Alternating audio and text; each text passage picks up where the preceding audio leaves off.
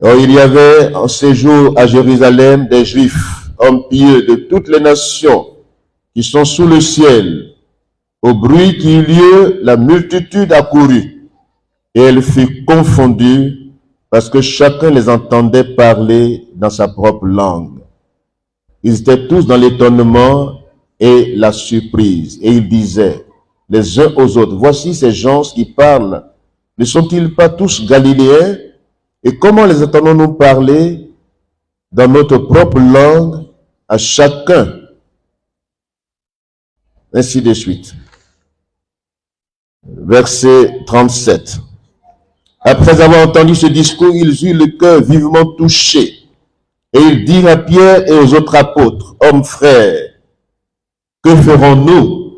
Pierre leur dit, répentez-vous et que chacun de vous soit baptisé au nom de Jésus, à cause du pardon de vos péchés, et vous recevrez le don du Saint-Esprit, car la promesse est pour vous, pour vos enfants, et pour tous ceux qui sont au loin, en aussi grand nombre que le Seigneur notre Dieu les appellera. Et par plusieurs autres paroles, il les conjurait et les exhortait, disant, sauvez-vous de cette génération perverse. Ceux qui acceptaient sa parole furent baptisés. Et en ce jour-là, le nombre des disciples augmenta d'environ 3000 âmes. Ils persévéraient dans l'enseignement des apôtres, dans la communion fraternelle, dans la fraction du pain et dans les prières. Que Dieu bénisse sa parole.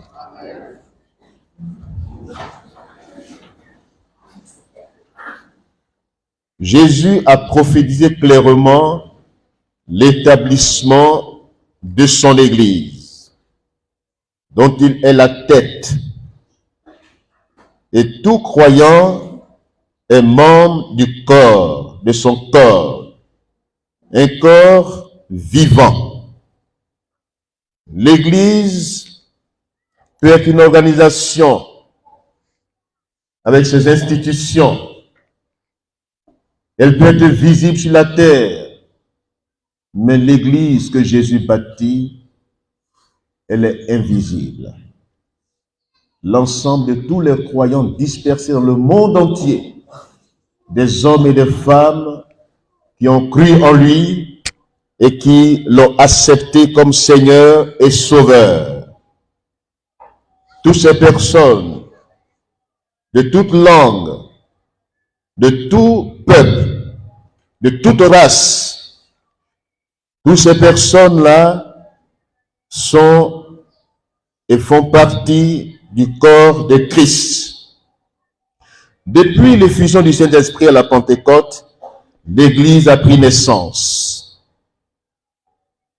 Nous verrons ce matin les facteurs, en tant qu'Église locale, visible, qui doivent affecter la croissance. Il y a des facteurs.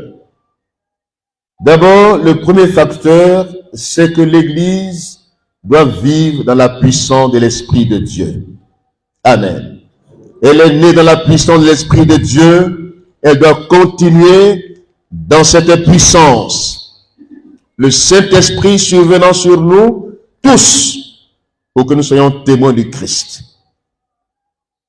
L'Église est un organisme vivant, comme l'être humain. Là où il y a la vie, la croissance est naturelle. Alléluia. Là où il y a la vie, on ne force pas la croissance. Elle est naturelle. Un enfant qui naît grandit naturellement. Un enfant qui vient au monde par la conjugaison de l'apport du père et de la mère, dans le monde spirituel, cet apport, c'est d'abord la parole de Dieu. Amen. La parole de Dieu est une semence vivante. Elle est une semence vivante. Quand elle est semée dans un cœur, et que ce cœur est réceptif, que ce cœur l'accueille, cette parole, avec la conjugaison de la puissance du Saint-Esprit, nous amène à la vie. Amen. nous amène à la vie. Donc le premier facteur qui affecte la croissance de l'Église, d'abord il faut naître. Il faut naître. C'est pourquoi l'apôtre Pierre dit, repentez-vous et que chacun soit baptisé. Alléluia. Donc la repentance est importante. Si le Saint-Esprit agit dans ma vie et dans ta vie, si le Saint-Esprit agit au milieu de nous, la parole de Dieu est prêchée sous l'onction de l'Esprit de Dieu, comme Pierre l'a prêché à la Pentecôte. Rempli du Saint-Esprit, l'apôtre Pierre a pris la parole et a prêché l'Évangile. L'Esprit de Dieu a confirmé cette parole et les cœurs furent vivement touchés. Amen. Le premier facteur est important. Il faut d'abord naître pour croître. Les cœurs touchés en entendant l'Évangile sous l'onction du Saint-Esprit, ces cœurs-là ont demandé, oh mon frère, verset 37, après avoir entendu ce discours, ils eurent le cœur vivement touché, et il dit à Pierre et aux apôtres, oh mon frère, que ferons-nous? Pierre leur dit, répentez-vous. Alléluia. Convertissez-vous. Une église vivante, un cœur qui vient à la vie, une personne qui reçoit la vie du Christ, c'est une personne repentante, qui prend conscience de son état, qui confesse ses péchés, qui les abandonne, qui abandonne ses mauvaises voies, qui se tourne résolument vers la voie du Seigneur. La promesse est pour cette personne. La promesse de la visitation de l'Esprit de Dieu qui l'a convaincu. L'Esprit de Dieu veut habiter nos cœurs, mais aussi nous revêtir. Alléluia. Nous revêtir de sa puissance. Donc une église locale doit être une église vivante. L'église visible sur la terre doit manifester la puissance du ressuscité. Que la vie soit en chacun de nous. Alléluia. Et que la vie soit au milieu de nous. Rien ne peut arrêter cette croissance. Ensemble, nous sommes vivants. Au milieu de nous, Christ est présent. Christ est vivant. Il est au milieu de nous. Il est présent dans nos cœurs et dans nos assemblées. Là où 2 ou 3 sont rassemblés, Jésus est au milieu d'eux. Et si Christ est présent, il confirme sa parole par ses signes, ses prodiges et ses miracles. Et le premier miracle qu'il produit, c'est le miracle de la nouvelle naissance. Alléluia. Le premier miracle que Christ produit par la puissance de l'Esprit de Dieu, c'est la nouvelle naissance, la conversion. Quand quelqu'un est né de Dieu, il est né d'en haut, cette personne reçoit la vie du Christ en elle. Et cette personne est dans de nouvelles dispositions. Elle reçoit la parole de Dieu. Elle doit grandir naturellement. Alléluia. La croissance, elle est d'abord spirituelle. Parce que c'est la vie qui se manifeste. La croissance, elle est individuelle et elle est collective. Là où se trouvent des personnes vivantes, la vie est communicatrice. Elle se communique dans l'assemblée. Nous sommes ce matin une assemblée de saints. Alléluia. Jésus est dans mon cœur, qu'il soit aussi dans ton cœur. Que l'Esprit de Dieu te convainc de péché, de justice et de jugement. et que le Saint-Esprit t'amène à la repentance sincère. Que la prise de conscience nous habite nous tous et que nous abandonnions nos mauvaises voies et que nous nous tournons vers le Seigneur Jésus-Christ. Amen. Alléluia. Donc une église vivante a en son sein des chrétiens vivants. Amen. Une église locale qui confesse le Christ. Une église biblique.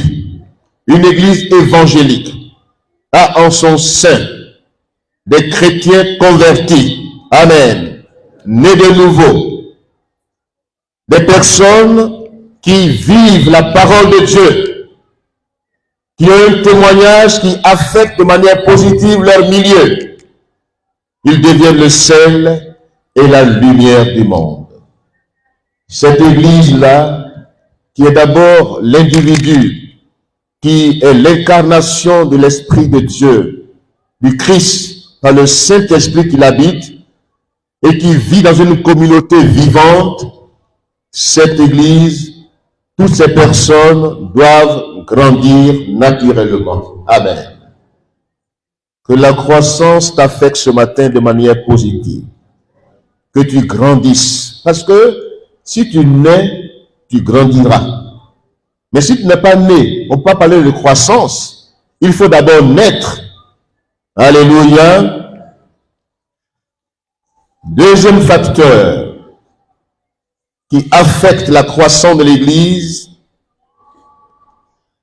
quand les gens acceptent réellement la parole de Dieu. La preuve qu'ils l'ont acceptée, ils passent par les eaux de baptême. Amen. La preuve qu'ils ont quitté le monde, qu'ils ne sont plus du monde, ceux qui acceptaient sa parole furent baptisés. Amen. Ceux qui acceptaient sa parole furent baptisés. Ce matin, tu es là.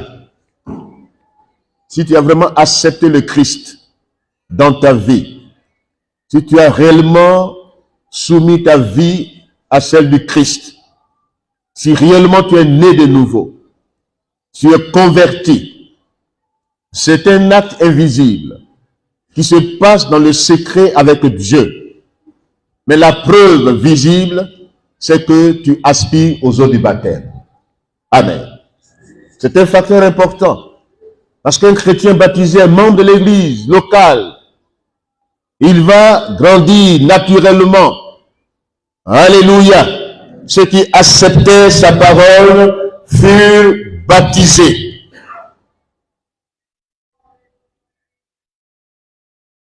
Ce matin, as-tu accepté la parole de Dieu? Aspires-tu à ce deuxième facteur important qu'est le baptême? Le baptême, il y a un premier baptême.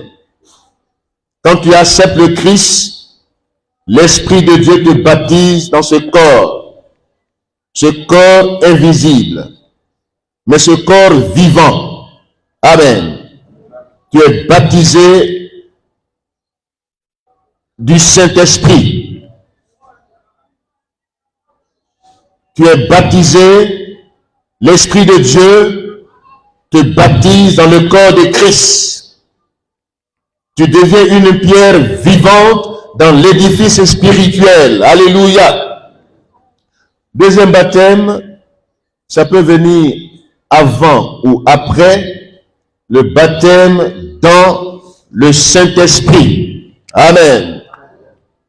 Tu es immergé, tu es plongé dans le Saint-Esprit par le Christ lui-même. C'est lui qui baptise du Saint-Esprit et de feu. Alléluia. Donc il te baptise maintenant dans celui qui t'a baptisé dans son corps.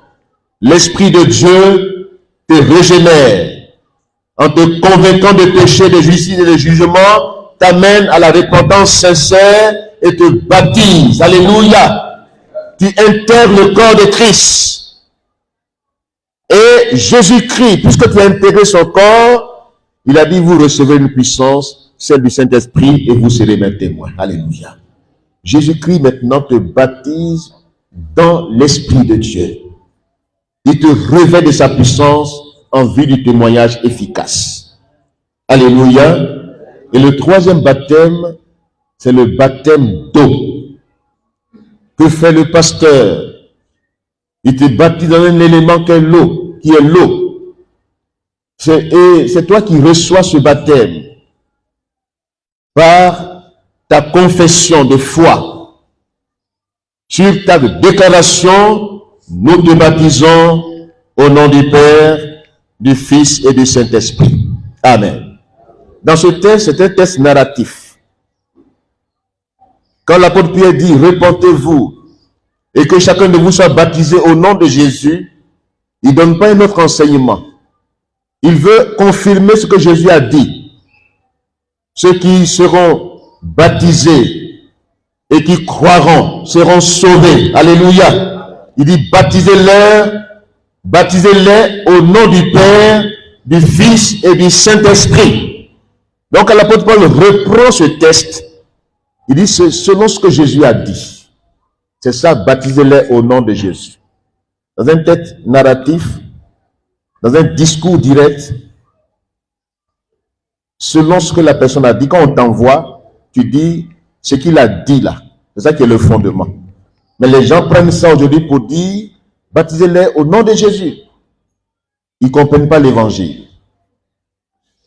Mais ce que Pierre dit ici, baptisez-les selon ce que Jésus a dit. Amen.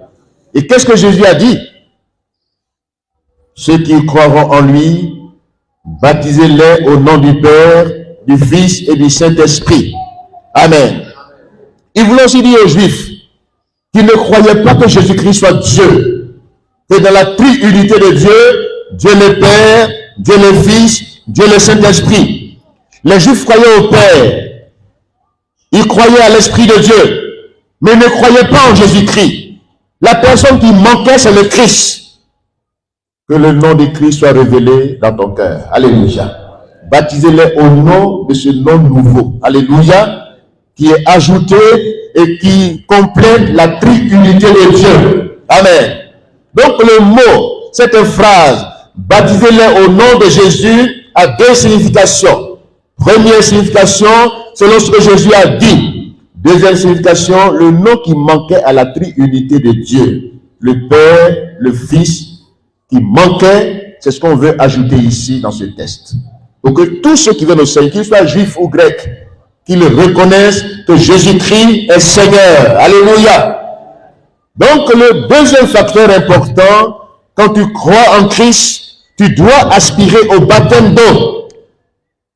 Baptême dans le Saint-Esprit. Alléluia. Tu dois avoir soif de Dieu. Tu dois avoir soif de boire à la source. Que la soif de Dieu nous habite. Même nous qui sommes déjà anciens chrétiens, ayons toujours soif de boire à la source. Venez aux eaux ceux qui ont soif. Buvez à la source intarissable. Jésus est cette source. Quand tu es enfant de Dieu, ne cesse de grandir en t'abreuvant à la source intarissable. Alléluia. Sinon, tu vas arrêter de grandir. Le deuxième facteur est important. Buvons tous à la source divine. Alléluia. Aspirons au baptême d'eau. Ceux qui ne sont pas encore baptisés dans cette église, aspirez au baptême d'eau. Et devenez membres dans la communauté. Mais soyez d'abord membres du corps de Christ. Amen. Alléluia. Troisième facteur qui affecte de manière naturelle la croissance, qu'elle soit personnelle, qu'elle soit collective. Verset 42, il persévérait dans l'enseignement des apôtres. Amen. Il y a là 4 persévérances doivent nous habiter et que nous aspirons chaque jour à ces 4 persévérances, que nous vivons ces 4 persévérances. Le mot persévérer veut dire continuer la marche malgré les difficultés. Dans le mot persévérance, il y a l'idée de courage. Amen. Rien ne peut arrêter ta croissance. Rien ne doit freiner ta croissance. Rien ne doit arrêter la croissance de cette communauté. Jésus l'a bâti. Il donne les soins au Saint-Esprit de la bâtir. L'Esprit de Dieu est en nous, il est avec nous. Alléluia. Et les portes du séjour des morts ne prévaudront pas contre la croissance de l'Église. Que les portes des morts soient fermées. Que toute porte négative, les portes de l'enfer soient fermées. Et que les portes du ciel soient ouvertes. Que rien ne nous arrête. L'ennemi pense nous décourager, nous abattre par des situations négatives. Mais au-delà de cela, la vie est en toi. Jésus-Christ, c'est la vie. Et puisque tu as reçu la vie, la mort n'a aucun pouvoir sur ta vie. Qu'elle soit physique ou spirituelle, elle est vaincue. Amen.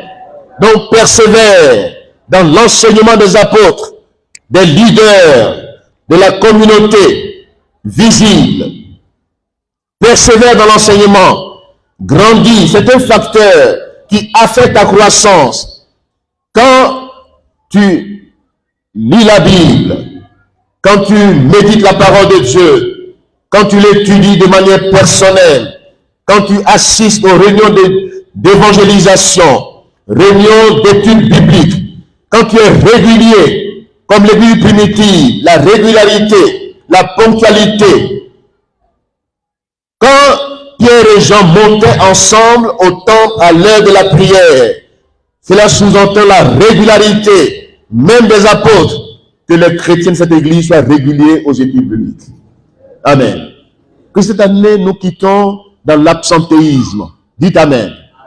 L'absentéisme, criard, qui nous affecte de manière négative, la négligence est vaincue. Plus aucun prétexte ne manquez pas au rendez-vous du Seigneur. La meilleure part que nous choisissons, c'est d'être assis au pied du Seigneur et d'écouter sa parole. Ce matin, tu as choisi la bonne part. Mais cette bonne part, dans la semaine, il y a le mardi soir, il y a le jeudi soir, que tu sois régulier aux études bibliques, que tu sois régulier aux réunions d'évangélisation. Alléluia. Persévérant dans la communion fraternelle, dans l'amour, dans le partage, dans l'assistance, dans l'identification les uns aux autres. S'identifier à son frère, à sa sœur, dans la douleur ou dans la joie. Partager sa joie, partager ses peines ensemble. Persévérons dans la communion fraternelle. Amen. L'Église grandit dans l'amour, dans l'assistance, dans le partage, dans l'identification les uns aux autres. C'est une communauté, c'est une famille. Et dans la famille, nous sommes liés par l'amour. Alléluia. Nous appartenons à la même famille. Quand un frère souffre, tu dois souffrir avec lui. Quand un frère est dans la joie, tu dois te réjouir avec lui. Que les mauvais souhaits, les mauvaises attentes soient vaincus. Souhaitez le meilleur pour vos frères. Souhaitez les bonnes choses pour vos frères. Et quand tu souhaites de bonnes choses pour tes frères, dans ton cœur et dans ta manière de faire, Dieu te comble à ton tour. Persévérant dans la communion fraternelle. Amen. Troisième persévérance qui affecte la croissance de l'Église dans la fraction du pain. Cette année, la Sainte Seine doit être régulière. Ça affecte la croissance spirituelle, la croissance numérique. La croissance est à 4 niveaux. Croissance spirituelle, la nourriture spirituelle qui nous fait grandir. Croissance numérique, en proclamant autour de nous l'évangile, les âmes viennent au Seigneur. Alléluia. Et l'Église grandit sur le plan numérique. Il y a aussi la croissance matérielle et la croissance organisationnelle. Une Église qui vit dans l'ordre, une Église qui a des réalisations majeures, est une Église qui grandit. Amen. persévérons dans la fraction du pain. Chaque dimanche, au culte, il faut que la Sainte Seine soit régulière. Elle met la crainte de Dieu dans le cœur des croyants. Parce que quand on oublie la Sainte Seine, on oublie aussi la crainte de Dieu. On ne prend pas conscience de notre vie. N'attendons pas 1 mois, 2 mois pour voir la Sainte Seine. Qu'elle soit régulière. À chaque rassemblement d'enfants de Dieu, persévérons dans la fraction du pain. Quittons la tradition religieuse qui dit qu'il faut d'abord apprêter les gens 1 mois. Donc comment ils vivent pendant ce mois-là? Que les chrétiens soient préparés chaque jour dans la crainte du Seigneur, qu'ils vivent la parole de Dieu et que la Sainte Seine soit régulière. Elle nous donne la force d'avancer. Alléluia. Elle est un facteur de guérison dans l'église. Là où elle est malade, les malades sont guéris. Les situations sont décantées. À cette table, quand elle est dressée en face de nos adversaires. Satan crée la Sainte Seine. Parce que nous proclamons la mort du Christ jusqu'à ce qu'il vienne. Oh, Jésus l'a vaincu par son sang. Donc la Sainte Seine, c'est le symbole du sang de Christ et de sa chair brisée pour nos péchés. Satan craint que l'Église prenne la Sainte Seine. Satan craint que l'Église annonce que Jésus est mort. Il ne veut pas qu'on confesse la mort du Christ. Satan craint aussi son retour. Donc la Sainte Seine comprend la proclamation du sacrifice de Christ, qui est la victoire sur le diable et son retour en gloire. Les deux éléments sont visibles dans la Sainte Seine. En la prenant chaque jour, on se rappelle que Christ est mort pour nos péchés. Amen. Et en même temps, on a l'espérance de son retour. Et on s'apprête en conséquent. La dernière persévérance, c'est dans les prières. Amen. L'Église doit continuer à prier. L'Église doit prier intensement dans toutes nos rencontres. Que la prière soit la priorité des priorités. Que la prière soit mise en avant la prédication, avant les programmes, avant toute chose, en début d'année, que l'Église prie, que l'Église se mette devant Dieu dans la prière et qu'elle continue la prière, qu'elle est confrontée aux obstacles, qu'elle est confrontée aux situations négatives, que l'Église ne baisse pas les bras dans la prière. Que le chrétien qui est vivant ne baisse pas les bras dans la prière. C'est un facteur de résistance au diable. Et c'est un facteur de croissance. C'est un facteur qui te permet d'être courageux et d'avancer malgré les épreuves. Quand tu pries, tu avances. Ne baisse pas les bras dans la prière. Que l'Église grandisse dans ces facteurs qui contribuent à sa croissance. Que Dieu bénisse sa parole. Amen.